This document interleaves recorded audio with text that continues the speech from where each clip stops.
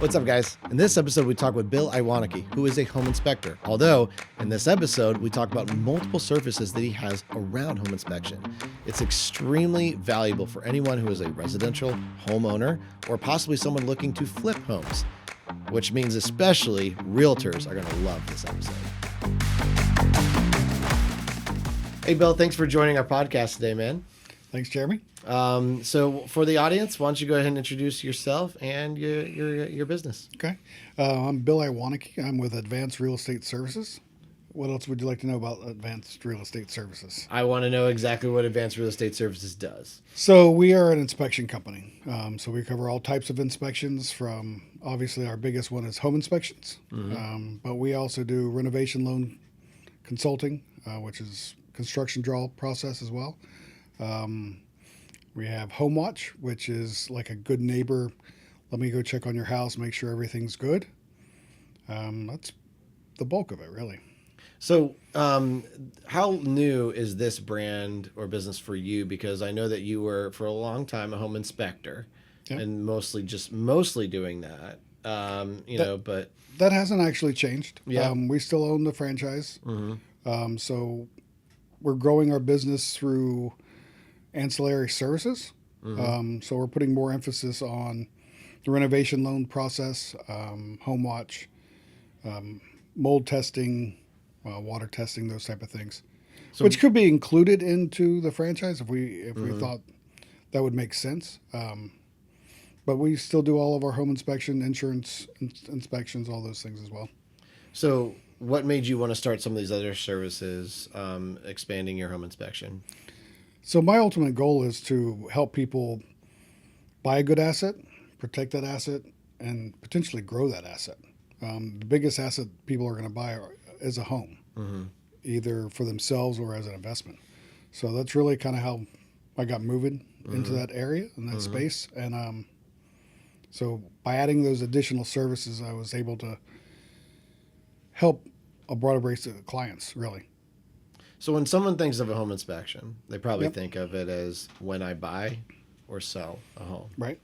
Or when I'm replacing insurance or something like that. Are those the only time someone should be doing a home inspection? So I guess we have to kind of define what a home inspection is, right? Sure. So in a broad sense, it's an inspector is looking for deferred maintenance and safety issues. And it's really designed for the buyer. That buyer may be the potential homeowner or investor, right? So anybody that's been sitting in their home for, 7-10 years, I don't look at my house every day or walk around it every 2 years to figure out what's going on. It's a big value for somebody to go in and say, hey, can you come inspect my home? Because we're looking for deferred maintenance. That drags down the price of your asset. So when you go to sell your house, maybe you bought it at $300, you're looking to sell it for $450. Haven't done really any big maintenance on it, right? The buyer's home inspector comes in, they give you this huge laundry list, and you're like, what? If you do it in advance, we can come in and say, hey, these are all the small items you can tidy up and improve to get that maximum dollar that you're looking for, right, on the sell. And also kind of say, well, and then also this is like a big need, like you can't, I will say, I've used your services, and you're very detailed, very good. And as a homeowner, and I say this as a compliment to you, home inspections are very insulting. They insulting. Right? It's like here's everything, just here's walking out. everything wrong right now. But it's exactly what you need, right? Because you as a homeowner, you're like, it's fine, Right. But then your job is to make sure they understand that you might think it's fine as you're living here and not having to worry about that. But then is the problems it could solve, or I'm sorry, the problems it could create. Right. And then you have someone coming in who thinks differently than you, and so this is the consultation you need to make sure this is to keep your property not only healthy for as you live there, right, but also valuable if you're going to sell it. So that's yeah, deferred maintenance is a big thing, and people just don't realize it. Yeah. They buy a house and they sit there, live in it, enjoy it, grow their family, and they go to sell and they go, oh, what? There's grout missing on my tile. Well, that's a potential water leak. That felt like a personal attack right there, Bill. That's from that's from my inspection. That's a very common thing, right? Right. I mean, it's usually the common thing. Even for me, it's very common. I mean, it just wears out over time. Right. And so when it comes to someone's house, have you had clients feel like, oh man, I have to like spend thousands of dollars to fix all this stuff, or is it like, hey, no, I mean that's a perfect example. So, say you've been in the house 7 years, we come in and say, hey, these are all the things that are deferred maintenance, right? Maybe it's regrouting, maybe it's your paint's starting to wear out, maybe whatever that list is. You can take that list and say, okay, over the next 3 years, I'm going to get all these things caught up. It's not meaning you have to do it right away. Maybe your paint is starting to wear out. So now okay, well, it is, we haven't painted the house in 8 years.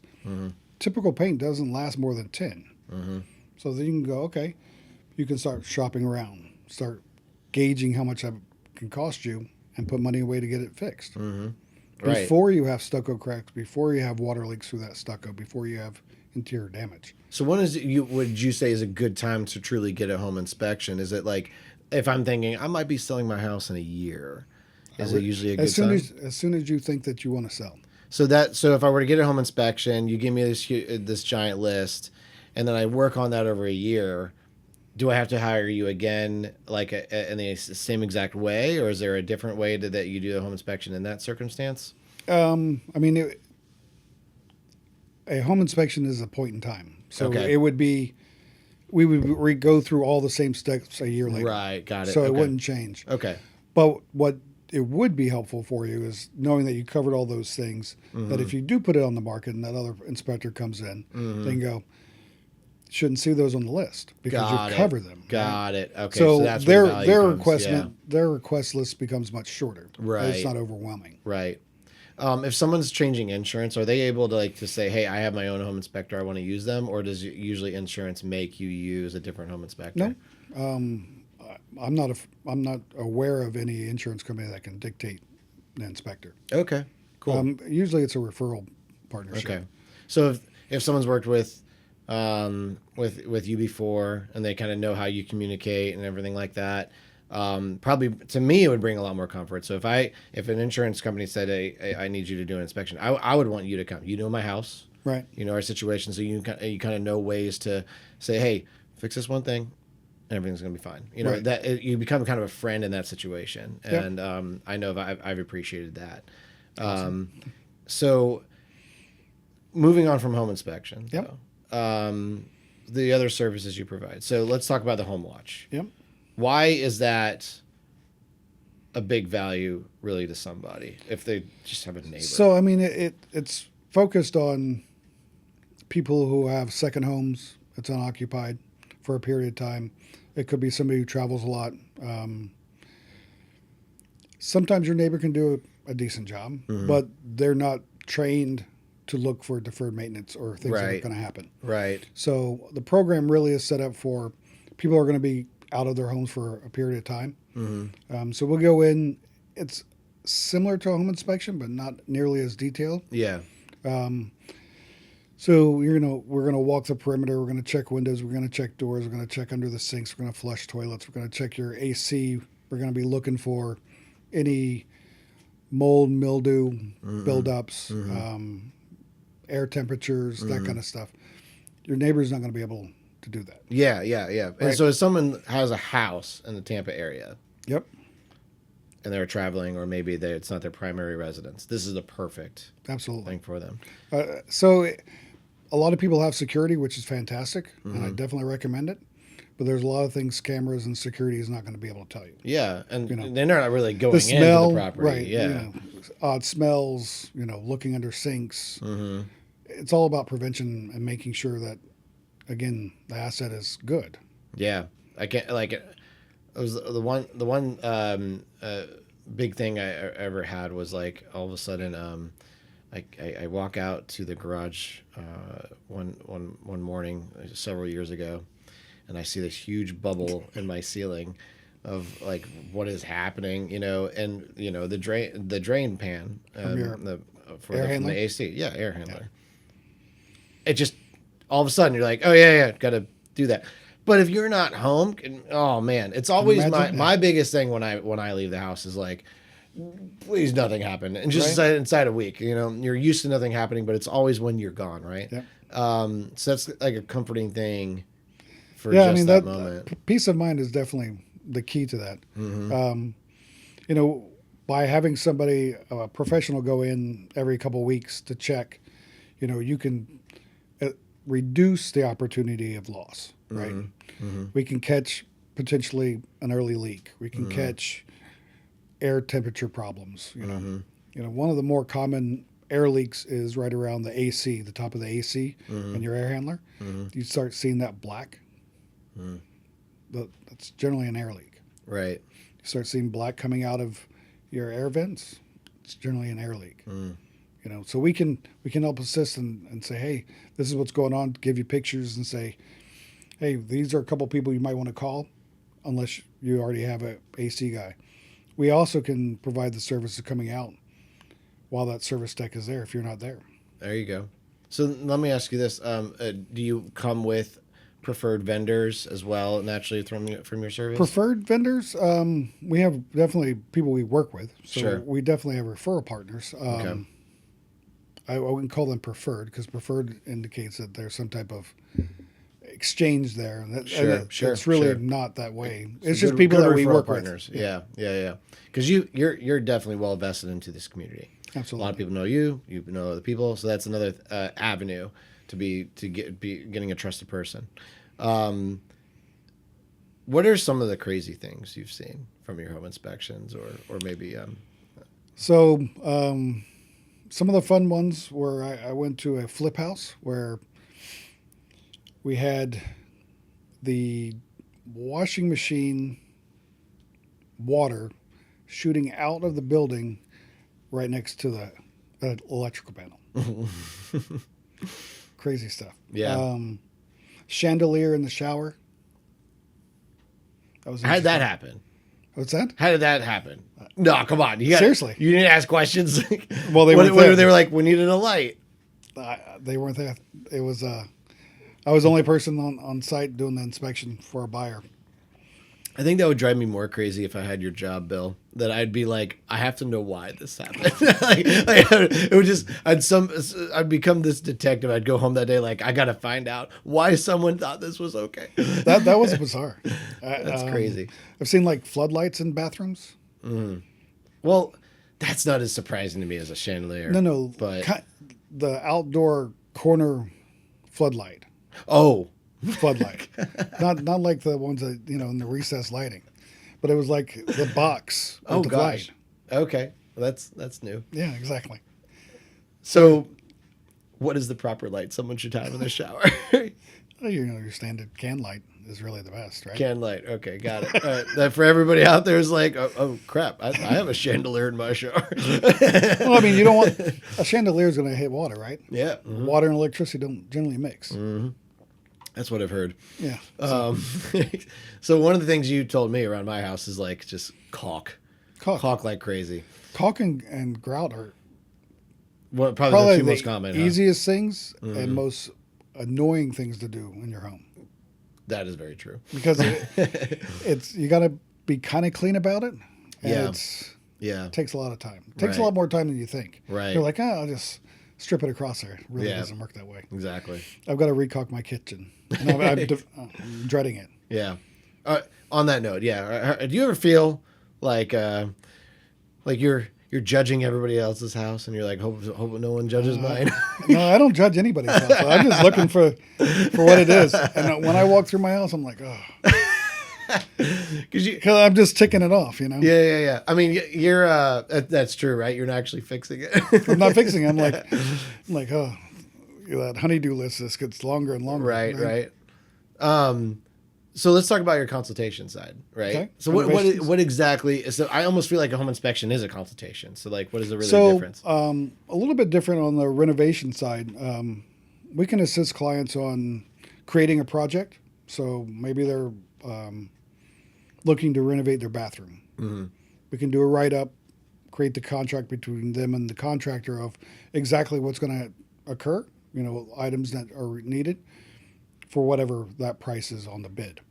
Okay, so what's good about that, well, that I think about as a homeowner, is I'm not relying on the contractor to tell me things I maybe do not need, like for them to get a better price or something like that, or the other way around where they're like, just do the bare minimum and you'll be fine, and then some other problems occur. So actually, it's a little, the way I look at it is a lot of the contractors will come in and say, oh, well, we're going to do the bathroom for $6,000. Mm-hmm. But they don't give you the specifics. Mm. Where we come in and say, okay, for that $6,000, these are all the specific items that's going to occur for that to happen. Got it. So the biggest product that we work on is what they call 203K FHA loans. So we assist the client in writing up, we walk through the property, say, okay, these are all the items that are required to get the product up to minimum property standards, right? Mm-hmm. Sound, safe, secure, right? Mm-hmm. And then they say, okay, well, these are all the things we'd like to do. Great. So we build this list. We price it out and say, when you go to go to work for a contractor or have them bid on it, this is generally what it's going to cost you for all these items. Mm-hmm. And we also try to make sure that it's within the budget of the loan. Mm-hmm. So on a renovation loan, it's the purchase price plus the renovation each equals the total loan, right? Okay. So we got to make sure that, say it's a $500,000 loan, they spent $300,000. We need to make sure that renovation stays within the $200,000 line. Got it. But everything's open, right, except for the mandatory. Okay. Like the mandatory items under 203K has to get done. Mm-hmm. It could be rotted wood. It could be bad piping. It could be a lot of different things. Mm-hmm. So there are other loan products that are not 203K but still FHA. Mm-hmm. They're more conventional, where those required items become the mandatory items become not mandatory. Sure. Right. They can choose not to do it. Right. Yeah. VA is a little bit different. They're a little bit more stringent, but in general, we can help go through that process. So once they settle on a client, the client settles on what they want accomplished. They find the contractor. They come down with a pricing. We'll call it $200,000. We build the contract for them. Both client and contractor sign it, package it up. We send it over to the lender. Lender goes into underwriting based off of whatever their current appraisal is, plus the renovation items, and then they have a future price of what they anticipate the property is going to be worth. Mm-hmm. It closes.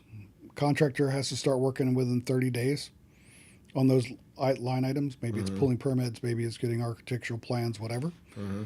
And then we start going through every 30 to 45 days, going out to that property, inspecting it, taking pictures and saying, okay, on this whole list, we completed 15 of the 60 items. Right.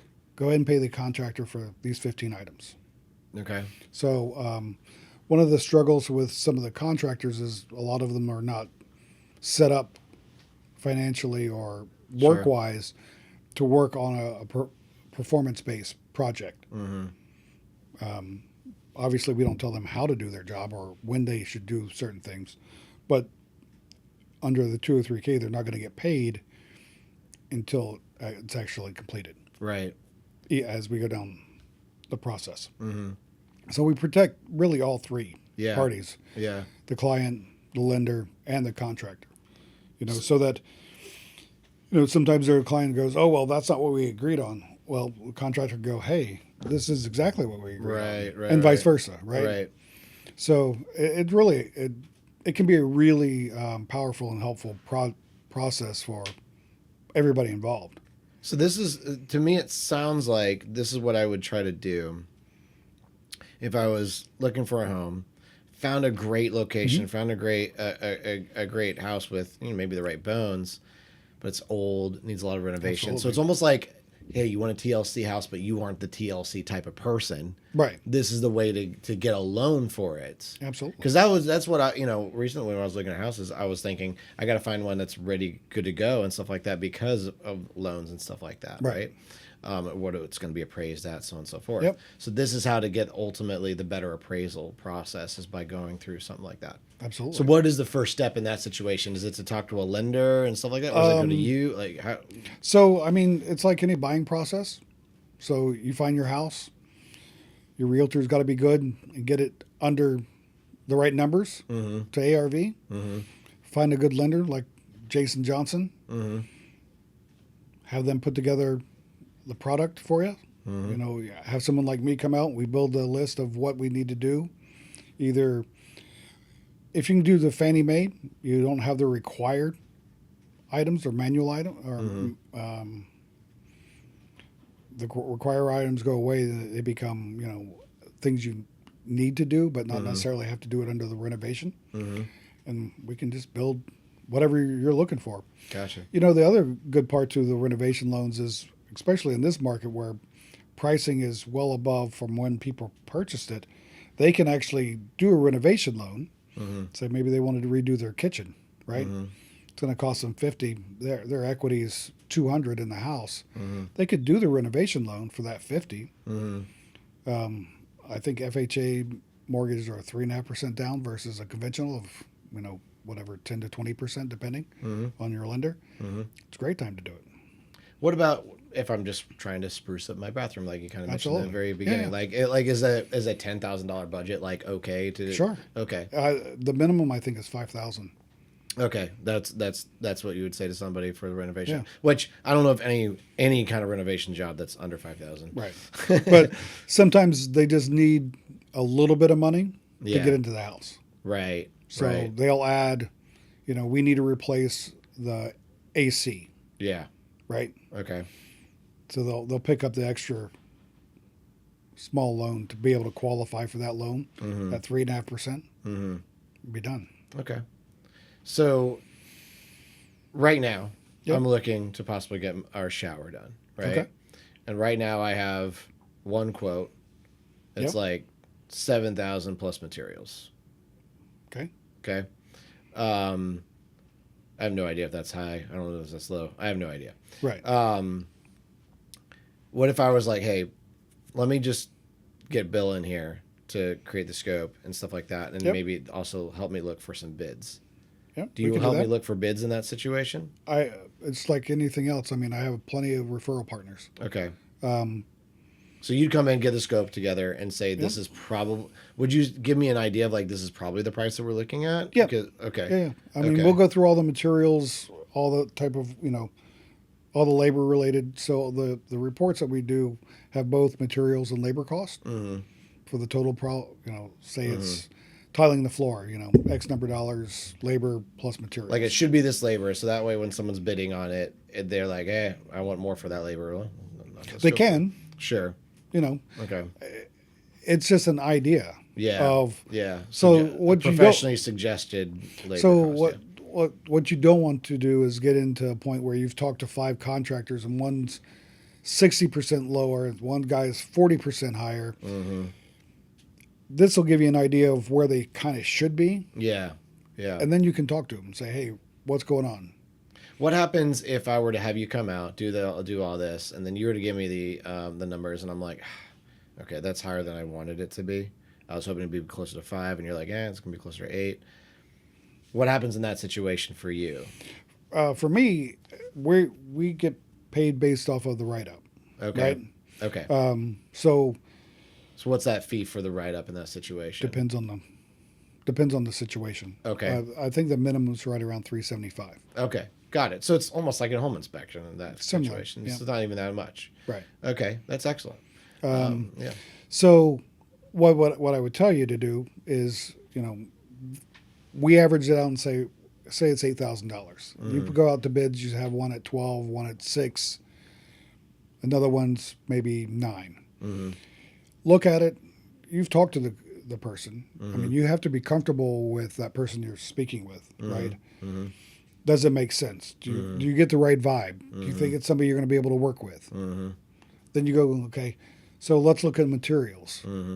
What kind of materials are we talking about, right? Because that can swing the cost of a project very, very quickly. Right. So are you going high end? Can we scale it back to keep it in your budget? Yep. Still get a good quality build, Yep. but maybe not all the shininess that you want. What if I were to sell? I'm like, okay, I'm gonna sell my house, but I'm not interested in doing the renovation projects before I sell. But I'm gonna have an idea that someone's gonna want to renovate this when they buy the house or something like that. So I say, hey, Bill, come out, do something based upon this scope. Like I choose out using the shower as an example. I'm saying this is the tile we're thinking, blah blah blah. You write up a scope, and then I can kind of hand that to them and say, like, so our guy said we should suggest this would be like $7,000 to do. Yeah. And then we can say, like, well, we'll credit you that much when you buy the house. Yeah. And but then they're like, well, I like this, but I don't like the material that you chose, right? Right. Can they go back to you in that situation? We could talk about it, but you really want to talk to the contractor. Okay, so in that situation, they hire the contractor and then say, okay, so here's everything except we're going to change out the material for this. That's basically the contractor would be, So this is like this, to me, it's a little in-between point that I really never thought about, and sounds to me like it's a huge headache. Fix. It's a fix to a headache. Oh, okay. Okay. It's a headache that I don't want and give to you. So we're not project managers by any means. We're just there to say, hey, this is the scope of work you said you want. Yeah. We're going to help you get through that process. Yeah. And potentially find you a contractor, or, give you a good opportunity to make an educated decision on the contractor you pick. That's the whole thing. Right? Educated decision. I mean, that's, as a homeowner, I feel like I'm constantly having to figure out what's the right decision. And it's tough, man. And when you have a third party involved, it's like, I'm not going to mark this up any crazy amount. Like, I don't get any feedback from it. Like, there's a trusted scope to it. And that's really neat. So, Bill, how can someone ultimately hire you, contact you to be a home inspector, be a consultant, be home watch is what you call it, right? Home watch, yep. Yeah. So, we have a couple of different websites. Obviously, a couple numbers. I don't know. Yeah, I want you to tell me about advanced services. www.advancedreservices.com. We also have www.homewatchtampa.com for people who are just looking for that. My direct cell is 813-751-6786. Our office number is 813-937. No, 934-7334. There's too many numbers. It's all good. We'll make sure this is in the podcast description for you. So, hey, but seriously, Bill, thank you so much for coming out and talking to us about all the stuff that you're able to offer for homeowners here in the Tampa Bay area. Appreciate it. You having me on. That was awesome. Man. And if you're, and I think if anyone's a realtor or something like out there, they need to have you in their back pocket. Yeah. I mean, we work with anybody that has an asset. Yeah. Or is looking to have an asset. Yeah. Anybody. Done. We just want to make sure people have good knowledge of what they're buying, what they're holding on to, and see if we can help them move forward. Awesome. Thanks, Bill. Appreciate it. Thank you.